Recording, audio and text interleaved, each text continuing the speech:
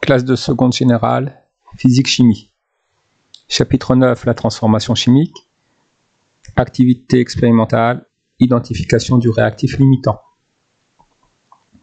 Comment déterminer le réactif limitant de la réaction du magnésium avec l'acide chlorhydrique? Pour chaque expérience, on devra noter nos observations, préciser si une transformation chimique a eu lieu.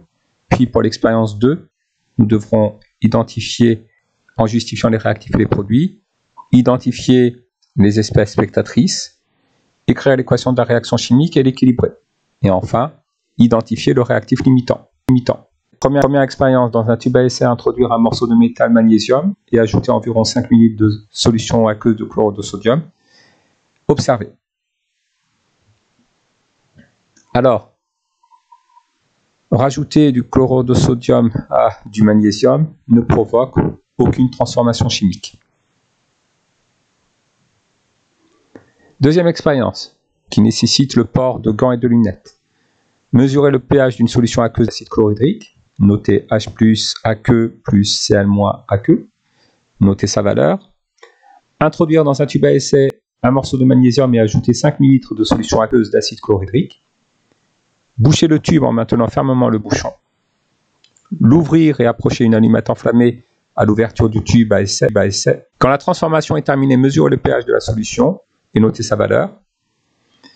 Répartir la solution dans 2 tubes à essai.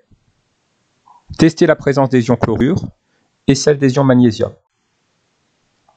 Alors, lorsqu'on rajoute un ruban de magnésium à une solution aqueuse d'acide chlorhydrique, on observe une effervescence, donc un gaz se forme, et le pH de la solution augmente. En approchant une allumette enflammée du tube à essai, une détonation retentit. Le gaz formé est donc du dihydrogène de formule H2. Lorsque l'on ajoute du nitrate d'argent à la solution, on observe l'apparition d'un précipité blanc de chlorure d'argent. Le test au nitrate d'argent est positif. Il y a donc des ions chlorure, Cl- en solution. Lorsqu'on ajoute une solution d'hydroxyde de sodium, de la soude, on observe l'apparition d'un précipité blanc d'hydroxyde de magnésium. Le test à la soude montre la présence d'ion magnésium Mg2+. Lors de l'expérience 1, il n'y a pas eu de transformation, alors que dans l'expérience 2, il y a eu transformation.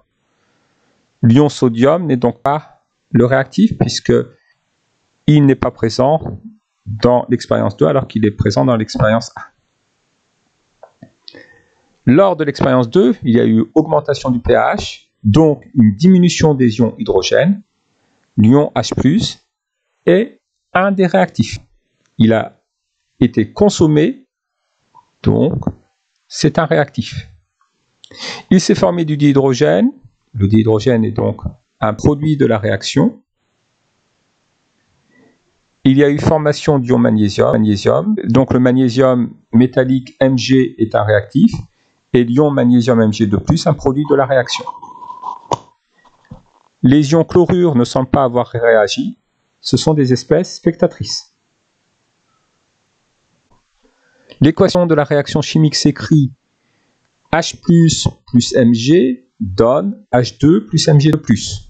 Je rappelle que les réactifs doivent être notés à gauche, les produits à droite. Nous ne notons pas les espèces spectatrices dans l'équation.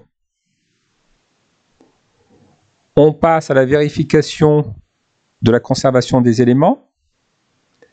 Dans les réactifs, il y a un élément hydrogène, alors que dans les produits, il y en a 2. Il faut donc mettre un 2 devant H+. Maintenant qu'il y a conservation de l'élément hydrogène, vérifions la conservation de l'élément magnésium.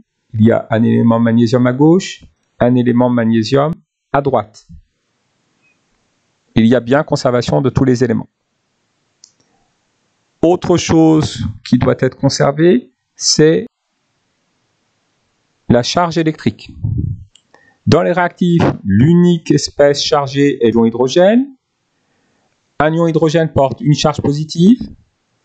On en a 2, donc du côté des réactifs, nous avons deux charges positives. Du côté des produits, on a un ion magnésium qui porte deux charges positives. On a bien deux charges positives du côté des produits. Il y a donc bien conservation de la charge électrique. Lorsque la transformation s'arrête, il reste du magnésium solide, le réactif limitant, et donc l'ion hydrogène H+.